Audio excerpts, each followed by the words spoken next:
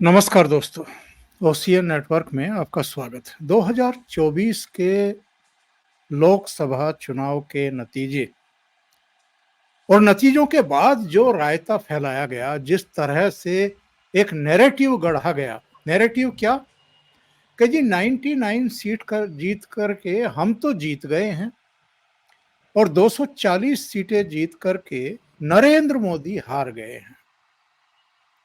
और याद होगा आपको, जब रिजल्ट आ ही रहे थे तब ये लोग ख्वाब देखने लगे थे कि हम सरकार बना लेंगे और नरेंद्र मोदी को तो रोक देंगे। लेकिन ये भूल गए कि एनडीए की ही 290 से ज़्यादा सीटें घोषित हो चुकी हैं। बहरहाल इनका वो सपना तो टूट गया साहब। इसके बाद इन्होंने संविधान की प्रतियां लेकर के जिस तरह का नाटक नौटंकी किया, वो भी देश के सामने आ गया। इसके बाद भी जिस तरीके से ये जाति जाति कार्ड खेल रहे थे, जिस तरीके से ये राष्ट्रपति के अभिभाषण का प्रधानमंत्री को जवाब नहीं देने दे रहे थे, संसद के भीतर भी संसद के बाहर भी जिस तरह का एक पूरा प्रहसन इनकी तरफ से किया गया, नाटक नौटंकी की गई।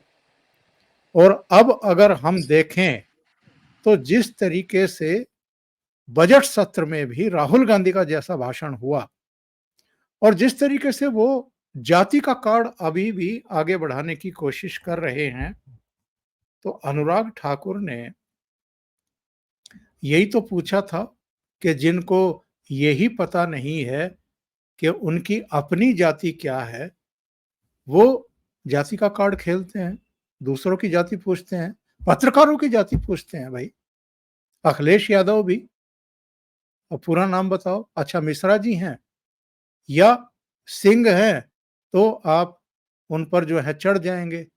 राहुल गांधी, वो भी पत्रकारों की जात पूछ रहे थे पिछले दिनों। लेकिन जब अनुराग ठाकुर ने पूछ लिया आपकी जात, तो आप उखड़ गए। उखड़े तो आज कई मुद्दों पर। और निर्मला सीतारमण भी जितनी तैयारी के साथ आई थी, उसने तो एक तरीके से कांग्रेस को निवस्त्र कर दिया और आंकड़ों के साथ किया कि आपके बजट में तो 26-26 राज्य गायब रहते थे, उनके नाम ही नहीं लिए जाते थे। आप केवल हम पे तोहमत लगा रहे हैं कि हमने केवल बिहार और आंध्र प्रदेश को ही दिया, बाकी सब राज्यों को। इसका मतलब ये है कि अगर बजट में जिन जिन राज्यों को बजटीय प्रावधान दिए जा रहे हैं उनके नाम नहीं लिए जा रहे, तो उनको कुछ नहीं दिया गया। मतलब जैसे देश जो है वो बिना राज्य के ही होता है। अगर देश का बजट आ रहा है तो राज्यों के लिए उसमें कुछ नहीं है और देश के लिए है। बड़ी बेहुदा सी बातें की गई। लेकिन निर्मला सीतारमण ने हलवे से लेकर के तमाम चीजें उनका बहुत अच्छे तरीके से जवाब दिया आज राहुल गांधी को। लेकिन सबसे ज्यादा चर्चित रहा शशि थरूर वाला प्रकरण और अनुराग ठाकुर वाला प्रकरण। सीधे जुड़ते हैं वरिष्ठ पत्रकार अनुपम मिश्रा जी के साथ और फिर चर्चा को आगे बढ़ाते हैं। अनुपम जी, बहुत स्वागत है आपका। नमस्कार। नमस्कार। अनुपम जी, अनुराग ठाकुर ने जो कुछ कहा, पहले उस पर चर्चा करें या शशि थरूर वाले पे चर्चा करें? दोनों अलग मुद्दे नहीं है साहब, दोनों ही अनुराग ठाकुर से ओरिजिनेट हुए हैं। आप कहीं से भी उठाएं। आज तो संसद का जो सत्र का या ये दिन था, ये बहुत ही दिलचस्प रहा। आज सुबह जब मैंने 11 बजे टीवी खोला तो मैं पहले बड़ा डिसअपॉइंट हो गया, क्योंकि मैंने देखा कि ओम बिरला साहब लोकसभा अध्यक्ष अपनी कुर्सी पे बैठ भी नहीं पाए थे और हंगामा शुरू हो गया। और इतना तमाशा साहब, ये जंतर मंतर है क्या जहाँ तुम रोज प्रदर्शन और तमाशे कर रहे हो? और आप कि ये मुद्दा वो मुद्दा, तो उन्होंने ओम बिरला साहब ने कहा कि भाई ये प्रश्न प्रश्न काल है, क्वेश्चन आवर है, और इसमें आप पहले से आपने नोटिस दी रखी होती हैं। यहाँ पे सांसद, यहाँ पे मंत्री लोग अपने जवाब तैयार करके लाते हैं, उन जवाबों को सुन लीजिए। प्रश्नकाल 11 बजे से 12 बजे चलता है और 12 से 1 बजे तक शून्यकाल चलता है। शून्यकाल में वो मुद्दे उठाए जाते हैं जिनकी पहले से नोटिस नहीं होती, जो एजेंडा पे नहीं होते। सर हम शून्यकाल में आपकी बात सुन लेंगे, पर साहब वो सुनने को नहीं तैयार, एकदम हंगामा मचा दिए। तो कमाल की बात है, इसलिए आप सांसदों को चुन के भेजते हैं। भाई देखें, जहां तक प्रशासन चलाने का सवाल है तो आईएएस आईपीएस अधिकारी चला रहे हैं, मुख्यमंत्री प्रधानमंत्री चला रहे हैं। कि संसद और विधानसभा का मतलब क्या है? संसद और विधानसभा इसलिए होती है, हम अपने विधायकों को, हम अपने सांसदों को इसलिए चुन के भेजते हैं कि वहां जाकर सरकार से सवाल करें। वह प्रश्नकाल एक बड़ा महत्वपूर्ण अंग है भाई, वो मतलब संसदीय परंपरा की आत्मा है, आप समझे। बहस तो बाकी जो होती है, कानून बनाते हैं उसमें बहस करते हैं, वो सब अपनी जगह है, पर सरकार की परफॉर्मेंस से विपक्ष को घेरा जाता है, विपक्ष घेरता है। तो सवाल ये कि विपक्ष के लोगों ने ही सवाल किए हैं, विपक्ष के लोगों ने ही सवाल किए हैं, जवाब दे रहा है सरकार को, और आप आप जवाब सुनने के लिए तैयार नहीं, आप हल्ला मचा रहे हैं। तो initially I was very disappointed, मुझे लगा कि आज का दिन भी ऐसे ही हंगामे की भेंट चढ़ जाएगा, लेकिन सेकंड हाफ आते आते ही अनुराग ठाकुर ने एकदम से, जिसे कहना चाहिए, एक नई जान ला दी इसमें। सुन लेते हैं अनुराग ठाकुर ने कहा क्या था एक्चुअल में। आती है माननीय सभापति माननीय सभापति जी, जिसकी जात का पता नहीं वो गन्ना की बात करता है।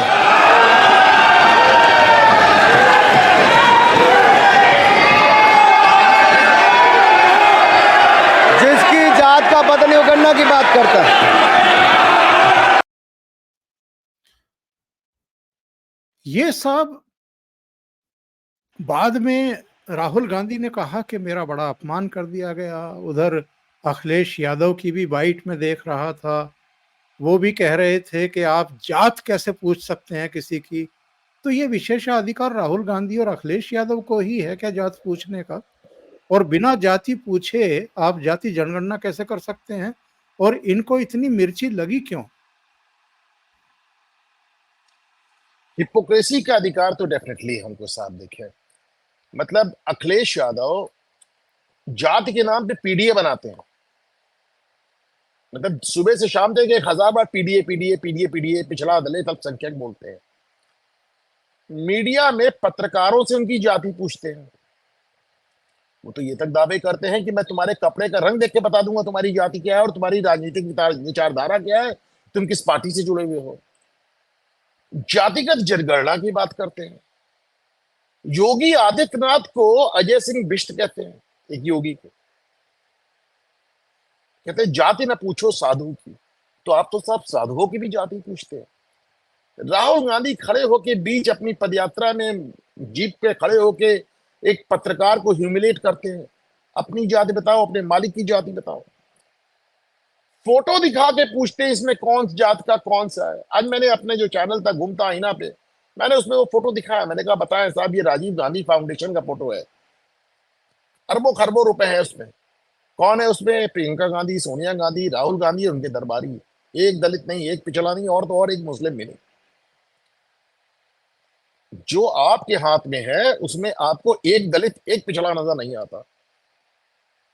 और सरकार से आप पूछते हैं ये फोटो दिखा के, अरे वो फोटो 1990 के पहले के अधिकारियों की है, वो उस समय की है जब कांग्रेस ने मंडल आयोग लागू नहीं किया था। 1980 में रिपोर्ट आ गई थी, 1989 तक लागू नहीं किया, 90 में लागू हो गया, पिछड़ों की भागीदारी बढ़ गई। तो चलिए, हालांकि ये भी चले, उस पर फिर कभी चर्चा करेंगे कि पिछले कब कितने थे इसमें। तो जो लोग हर जगह जात के, आज भी आप जातिगत जनगणना कह रहे हैं, तो वो जातिगत जनगणना कैसे होगी? लोगों की शर्ट का और लोगों के कपड़ों का रंग देख के आप जातिगत जनगणना करेंगे? जब आप जाति कैसे पूछ लिया, जाति कैसे पूछ लिया? ऐसे ऐसे पत्रकार हैं जो कांवड़ियों को रोक रोक के उनकी जाति पूछते हैं। यस, आज वो भी नाराज है। रवीश कुमार का तो जुमला ही एकदम मीम बन गया है, कौन जात हो, आज वो भी नाराज है।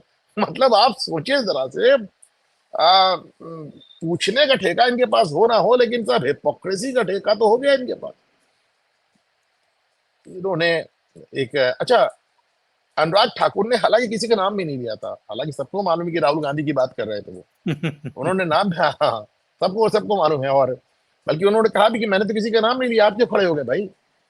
तो अजीब सा है। अब राहुल गांधी खड़े होके मैं दलितों के लिए गाली खाने के तैयार हूं, मैं ओबीसी के लिए गाली खा रहे। भैया, भारत सरकार से रोज कह रहे हो जातिगत जनगणना कर लो, और खुद कर्नाटक में 10 साल के करके रखी हुई है, उसको जारी नहीं कर रहे हो। 300 करोड़ रुपए उसमें खर्च करा चुके हैं सिद्धारमैया। पिछली बार भी सिद्धारमैया मुख्यमंत्री थे, आज भी सिद्धारमैया अरे मुख्यमंत्री हैं। साहब, ये और फोटो जनगणना दिखा होकर रखी है आप। ये फोटो दिखा करके पार्लियामेंट में पूछ रहे थे कि इनमें दलित और आदिवासी और पिछड़े हैं ही नहीं इन अफसरों में। तो शायद अब निर्मला सीतारमण जी ने भी पूछा, राजीव गांधी फाउंडेशन में कितने दलित और कितने पिछड़े हैं भाई? वो तो आपकी जेब की संस्था है, उसके लिए बिल्कुल। तो आपको कुछ करना भी नहीं है, उसको तो बस ऐसे अपॉइंट कर देना है। तो उसमें एक भी दलित, एक भी पिछड़ा, एक भी मुस्लिम कोई नहीं है सर, सिर्फ आपके दरबारी हैं और राहुल, प्रियंका और सोनिया, जिसमें अरबों खरबों रुपए पड़े हुए हैं। इनके पास तमाम फाउंडेशन है, सब में पड़े हैं। पूछ लिए कितने दलित कितने पिछड़े हैं, इनसे पूछ लीजिए। जब ये सरकार चला रहे थे तो किसने, कितने ओबीसी, कितने दलित, कहाँ पे, कैसे थे, पूछ लीजिए। लेकिन उसका कोई जवाब ही नहीं ना हमको। तो साहब आज मजेदार बात यह है कि अखिलेश यादव का मतलब, जो आदमी दिन रात पीडीए पीडीए करता हो, जिसको जाति छोड़ के, मतलब हमें अभी तक याद है अखिलेश यादव टीवी पे आके कहते हैं मैं यादव हूं इसलिए मेरे साथ अन्याय हो रहा है। तो राहुल गांधी के पूरा वो अपनी जाति बता रहे थे कि साहब वो दत्तात्रेय और कुल के और कौल ब्राह्मण और जनेऊधारी। जाति कैसे पूछ लिया? मतलब साहब इनमें से ऐसा कोई नहीं है जो जाति के अलावा कोई और बात करता हो, जाति के अलावा बात ही नहीं होती, और आप किसी जाति कैसे पूछ लिया? और शशि थरूर की पुस्तक की बात कर रहे थे आप अनुपम जी। जी हाँ, आज अनुराग ठाकुर ने जिक्र किया। उन्होंने कहा कि साहब शशि थरूर की एक क्या किताब है, द ग्रेट इंडियन नॉवल, उसमें उन्होंने नेहरू को धृतराष्ट्र कहा। इसमें एकदम तूफान हो गया। और शशि थरूर जो बहुत वाक्पटु माने जाते हैं, आज एकदम चुपचाप रह गए, खामोश रह गए। बाद में उन्होंने कहा मैं तो व्यंग कर रहा था। मेरा अपने दर्शकों से अनुरोध है कि जो अंग्रेजी पढ़ सकते हो वो इस नॉवेल को जरूर पढ़ें, जो ना पढ़ सकते हो वो हिंदी में पढ़ें, इसको, इसका अनुवाद पढ़ें, इसके बारे में जानें। आप सुन के हैरत में रह जाएंगे। पहले मैं, जब ग्रेट इंडियन नॉवेल जब शुरुआत में आई थी, मैंने सोचा था ये पन है द ग्रेट अमेरिकन नॉवेल पे वगैरह वगैरह, लेकिन बाद में मैंने देखा तक द ग्रेट इंडियन नॉवेल यानी महाभारत, वो महाभारत का जिक्र कर रहे हैं। उन्होंने क्या कहा साहब, महाभारत के अंदाज में भारत के इतिहास पूरा गूंथ के रख दिया है। गजब कर दिया है मुखर्जी।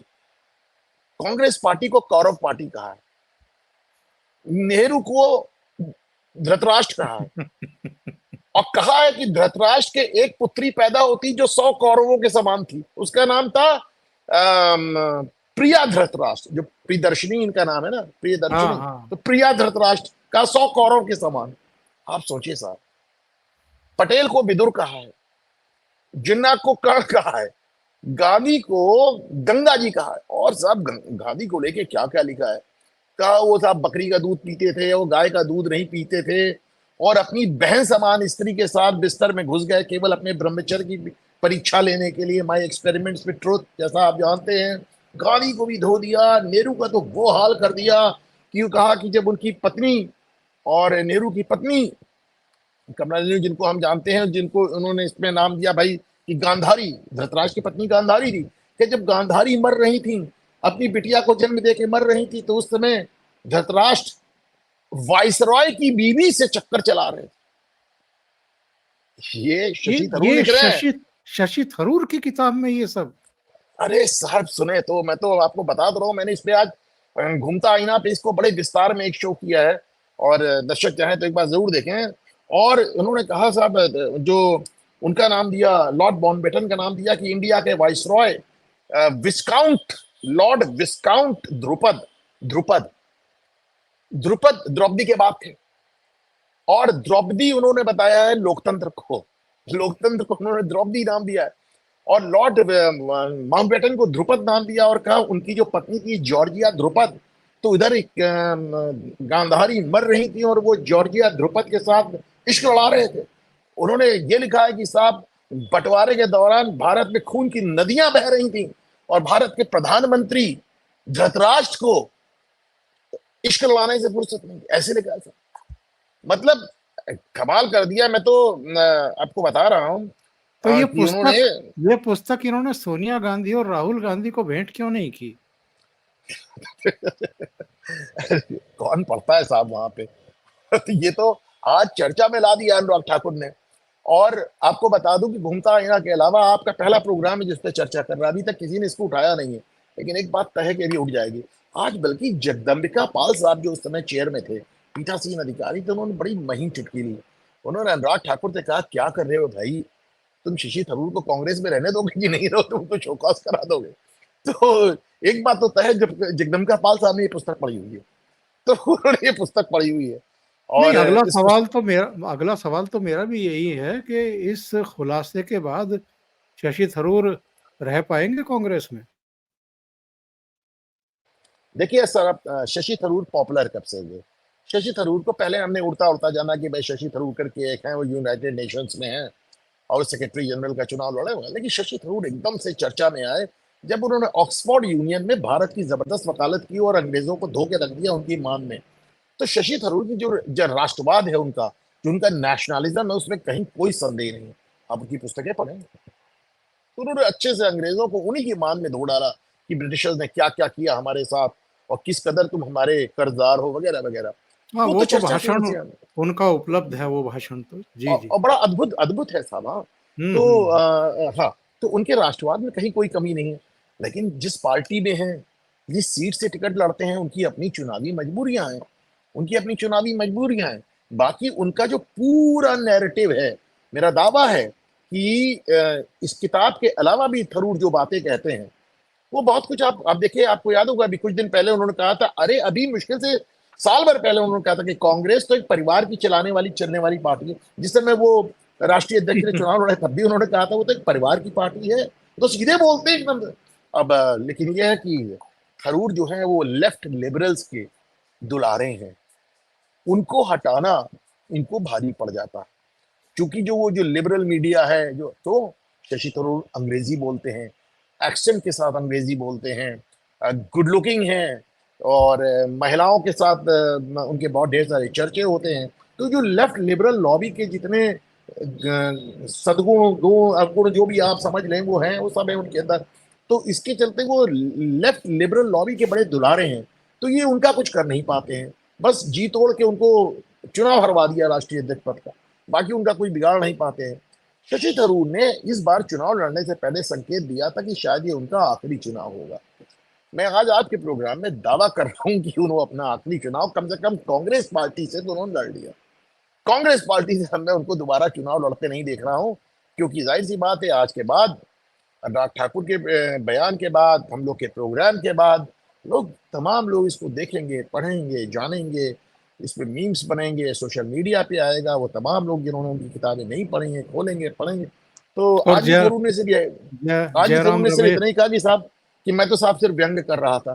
तो व्यंग में कांग्रेस पार्टी को कौरव पार्टी कहना, इनको धृतराष्ट्र कहना नेहरू को, और कौरवों की जगह इंदिरा गांधी को रखना, इंदिरा गांधी की साजिशें बताना उसमें। अच्छा साहब, इंदिरा गांधी की इमरजेंसी तक का जिक्र है। नेहरू के बारे में उन्होंने लिखा कि धृतराष्ट्र चीन से युद्ध हार गए तो उनको हार्ट अटैक आ गया, वो मर गए। और इंदिरा गांधी की इमरजेंसी लगाना, उनका अदालत से उनका डिस्क्वालीफाई हो जाना, सब पूरा उन्होंने इतिहास साहब उन्होंने। अच्छा, जैसे महाभारत है वो 18 अध्याय में है, तो इस पुस्तक के भी 18 अध्याय रखे गए हैं। महाभारत के 18 अध्याय हैं। महाभारत युद्ध भी 18 दिन चला था, 18 अक्षौहिणी सेना थी उसमें। तो इसी तरह इस पुस्तक के भी 18 अध्याय रखे गए हैं। ये महाभारत का एक स्वरूप है जिसमें इन्होंने भारतीय राजनीति को गजब का गूंथ के प्रस्तुत किया है। यानी गांधी नेहरू परिवार को मैं शशि सर आपसे थरूर ने निवेदन ही। करूंगा कि एक बार द ग्रेट इंडियन नॉवेल पे भी एक शो रखिए। मैं किताब बिल्कुल पढ़ी है और मैं आपको बड़े डिटेल में बताऊंगा कि कब साहब क्या क्या कैसे कैसे हुआ। बड़ी सही। दिलचस्प कहानी उन्होंने बना के रखी है सर। और खास अनुराग तौर से जब, ठाकुर अनुराग ठाकुर खास, का एक और भाषण का अंश मेरे पास है, उसको सुनते हैं जरा। जी हलवा किसको मिला? राहुल जी बताइए, हलवे की बात की थी, जीभ घोटाले का हलवा किसने खाया? वो फोर्स घोटाले का हलवा किसने खाया? अंतरिक्ष देवास घोटाले का हलवा किसने खाया? नेशनल हेराल्ड के घोटाले का हलवा किसने खाया?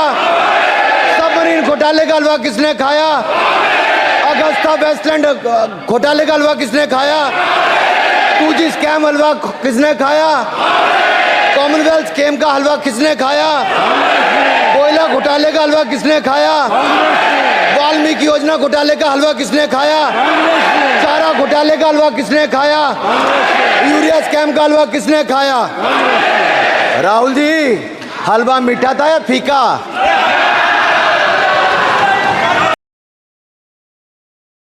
क्या कहेंगे साहब, राहुल गांधी इसके बाद सुधरेंगे या और फजीहत कराएंगे अपनी पार्टी की?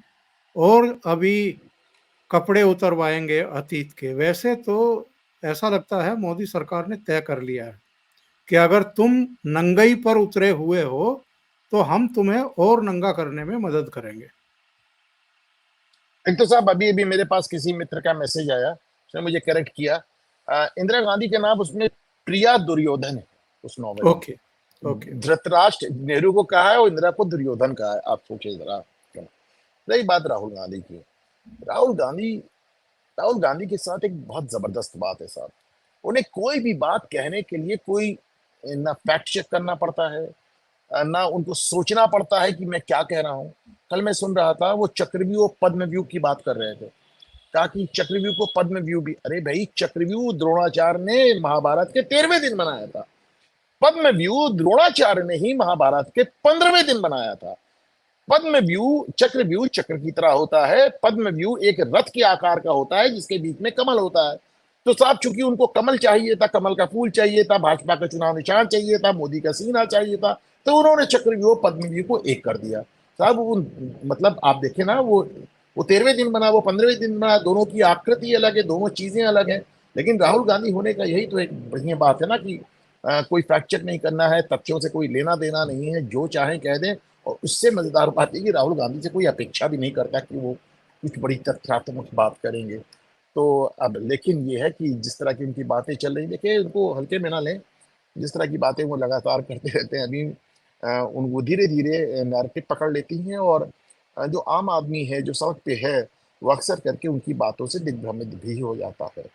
तो इसका तो देखिए, संसद के अंदर जो हो रहा है उसका तो कुछ नहीं हो सकता, लेकिन संसद के बाहर राहुल गांधी जितनी तरह की बातें करते हैं, मुझे लगता है कि उनको लगातार चुनाव उसको कानूनी लपेटे में लेना चाहिए। राहुल गांधी सुधरेंगे, आप कैसे कह रहे हैं साहब? सुप्रीम कोर्ट में जाके चौकीदार चोरे में बिना शर्त माफी मांग के आए, फिर वहां जाके माफी मांगी जिसमें उन्होंने गांधी का हत्यारा कहा था आरएसएस को। अब यहाँ पे जाके मुकदमा हो गया, यहाँ जाके कह रहे मैंने कुछ कहा ही नहीं। तो वो केजरीवाल सुधर गए क्या? उनका तो देखिए, इन्होंने केजरीवाल से अदा सीखी है। केजरीवाल की अदा क्या है कि साहब चुनाव के बीच में जो चाहे इल्जाम लगा दो, जो चाहे इल्जाम लगा दो, चुनाव के बाद जाके माफी मांग लो। तो बस राहुल गांधी वही कर रहे हैं। तो जो केजरीवाल कौन सा सुधर गए, राहुल गांधी कौन सा सुधर जाएंगे? राहुल गांधी जो बातें कर रहे हैं वो थोड़ा सा एक, जैसे कल वो मैं सुन रहा था कि जब वो अजीत डोभाल को उन्होंने बीच में घसीटा। ओंकार जी, मुझे तो याद नहीं पड़ता, आप सीनियर हैं, आप बताएं कि कभी इससे पहले भी क्या कभी नेशनल सिक्योरिटी एडवाइजर को पार्लियामेंट में घसीटा गया? क्या बात कर रहे हैं? अरे साहब, जब ये सेना को नहीं बख्श रहे तो सेना को नहीं बख्श रहे, इससे आप जाके इससे सैनिकों के पास बैठ के कहते हैं कि तुम्हारे साथ अन्याय हो रहा है, तुम्हारे अफसर मलाई खा रहे हैं, तुम्हारे साथ अन्याय कर रहे हैं। 1975 में जयप्रकाश नारायण ने सिर्फ इतना कह दिया था कि पुलिस वालों को इंदिरा गांधी के अवैध आदेश मानने की जरूरत नहीं है। इंदिरा गांधी ने इतनी इस बात में इमरजेंसी लगा दी कि साहब आप तो कहते हैं देश में बगावत करा रहे हैं, आप तो पुलिस नहीं सीधे फौज में जाके इस तरह की बात कर रहे हैं, आप अग्निवीर वालों को भड़का रहे हैं, आप अग्निवीर के शहीदों के जाके झूठ मूठ बातें फैला रहे हैं, उन्हें पैसे नहीं मिले, आप अग्निवीर को लेके लगातार डाउट पैदा कर रहे हैं। आप जब भारतीय सेना जब भी चीन से टकराती है तो आप चीन का पक्ष लेके बोलते हुए नजर आते हैं। चाइनीज वो जो चीनी दूतावास या जो ग्लोबल टाइम्स में जो निकलता है वो आप बोलते नजर आते हैं। मतलब ईमानदारी से। और आज आपने नेशनल सिक्योरिटी एडवाइजर को आपने घसीट दिया। भाई याद नहीं पड़ता कभी एनएसए को पार्लियामेंट में घसीटा गया हो। चलिए, आपने मोहन भागवत को घसीट दिया बिना संग के, आपका कोई बात निकलती नहीं, चलिए मान लिया। आपने अडानी अंबानी मोहन भागवत साहब को भी ले लिया, ठीक। ये एनएसए को लाने का क्या मतलब था साहब? तो एक मोटी सी बात समझ ले, राहुल गांधी नहीं सर, ये मतलब थोड़ा दुख देने वाली बात है। ये तो आप लगातार आप बाहर विदेशों में जाते हैं तो आप भारत को गाली देते रहते हैं। मुझे मालूम है कि ये, मुझे याद है कि अभी एक दिन ब्रिटेन में बोल रहे थे तो एक बुजुर्ग से आदमी खड़े हुए, उन्होंने कहा बेटा मैंने तुम्हारी माँ को भी यहाँ बोलते देखा था, पर वो विदेशी धरती पे कभी अपने देश को गाली नहीं देती थी। तुम दादी को माँ को नहीं, दादी को, इंदिरा गांधी को। और लेकिन राहुल गांधी ने उनको भी डिसमिस कर दिया। वो तो सत्ता के बीचों बीच पैदा हुए हैं जैसा वो बताते हैं। तो मतलब एक कमाल है साहब, इसको क्या कहा जाए? राहुल गांधी से क्या आप उनसे सुधरने उधरने की गुंजाइश कर रहे हैं? वो तो मैं सिर्फ ये चाहता हूँ, एक चीज मैं कहता हूँ, नेशनल हेराल्ड मुकदमे को एमपी एमएलए कोर्ट ट्रांसफर कर दे। सुप्रीम कोर्ट ने एमपी एमएलए कोर्ट पे कहा कि मुकदमा एक साथ में तय होना चाहिए, नेशनल हेराल्ड मुकदमे को वहां ट्रांसफर करके। राहुल गांधी, ये मतलब ये तमाशा आपने मचा रखा है साहब। ये एक, जिसे कहना चाहिए कि सारी सीमाएं क्रॉस हो गई। अनुराग का एक और अंश सुन लेते हैं। बात जनगणना की बात बहुत की जाती है। माननीय सभापति जी, माननीय सभापति जी, जिसकी जात का पता नहीं वो गन्ना की बात करता है। जी हाँ, ये तो हम चर्चा कर चुके हैं इस पर। तो साहब बहुत बहुत धन्यवाद आपका अनुपम जी।